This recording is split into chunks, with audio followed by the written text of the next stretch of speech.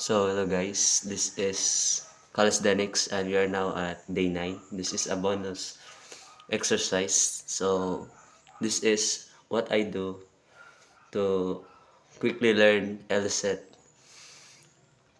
So these are the exercises. If you want to learn this form guys,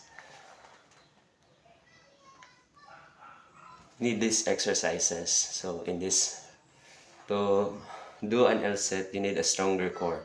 So I did these exercises to build a stronger core muscles. The Russian twist, the bicycle crunch,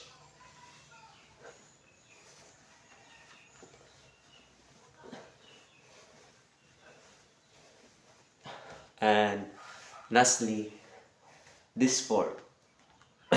I don't know what it's called, but I do this for 30 to 40 seconds to strengthen my core muscles in order to perform the LSET.